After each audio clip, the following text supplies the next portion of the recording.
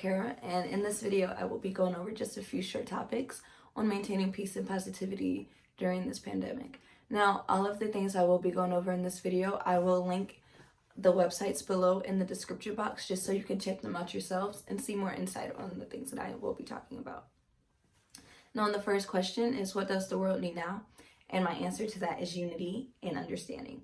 Unity, and we all have a shared common goal, and that is maintaining mental and physical health during this pandemic. And I believe that once we all realize that we all have the same goals, it just may go a little bit easier. Understanding, we all need to understand that we're all dealing with the same crisis, the same pandemic. And a lot of us are going through a little bit more than the others when it comes to our at-home lives and our work lives. So having just a general understanding of that may make things a little bit easier in your work life and in your personal life. The next question, how can we get through this together? The first step in that will be communication. Communicating goes as far as to expressing what you may need and what you may not need and compromising on it. That can work in your personal life and in your work life. Having short conversations with your bosses, your managers, your supervisors, letting them know, hey, we're in the middle of a pandemic, things might not be going the way that you need them to at home. You may need to take a little bit of extra time. You may need to leave work a little bit earlier. But no one will ever be able to help you with these problems unless you communicate. So communication is key. Another thing, kindness. Whether it's a big gesture or a small gesture, kindness goes a long way. Again, in the middle of this pandemic, we have all been going through things that may not have been easy. Whether it's in school, whether it's at missing work, missing school, missing out on seeing your friends. So just helping those people in need, or, just speaking out, having conversations, again, relating back to communication. Being kind can help anyone, because you never know what someone's going through. You never know what kind of day someone may have had. So simply asking someone how their day was, or simply asking them, do you have any plans for this weekend? Or how was your morning? How was your night? Kindness, it goes a long, long way. My third point, and how we can all get through this together, is forgiveness. As we've seen during this pandemic, life is way too short for us to just hold grudges on things that may have happened weeks ago or months ago or years ago, because you never know when you will get your last chance to speak to someone. You never know when that last time might be. So being petty or being childish or just, holding grudges, no matter how big or small may seem to you, is understandable that you do have to be able to let it go for yourself, but you have to let it go for the other person as well. My next question, what can we do in a positive way to help humanity? First and foremost, ask. Again, you never know what someone's going through. So simply asking them what you can do for them or how you may help them. Even if it's just, checking up on them throughout the day or sending them a small text every now and then. Asking what you can do for someone and helping them in that way can go a long, long way.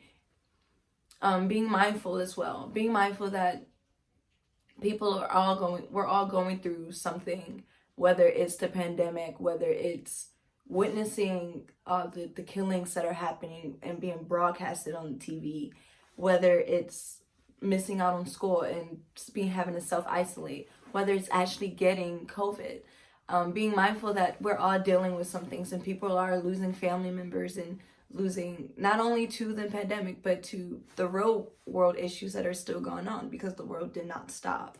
So just being mindful that people are still dealing with their own personal problems outside of the coronavirus, and being mindful of that is a positive and great way to help humanity.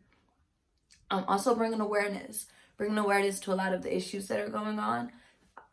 For example, there have been a lot of police brutality incidents that have been happening, and they have been getting a lot of news and broadcasting. However, just watching it on TV and, turning the TV off right afterwards, it's not helping. Be a part of the change. Bring awareness to it. Speak out. Fight against it. The next question, what can we do for self-care? There are simple things that are considered self-care. Literally taking a bath, taking a shower, washing your face, changing up your hair, doing some online shopping, making some tea, getting a new hobby, painting, reorganizing your closet. There are so many different things that can be categorized as self-care. But self-care is simply just doing whatever you feel that you need to do to relax and to bring your mind and your mind and your body at ease. One of the last questions: what are we seeing in the greatness of humanity from around the world?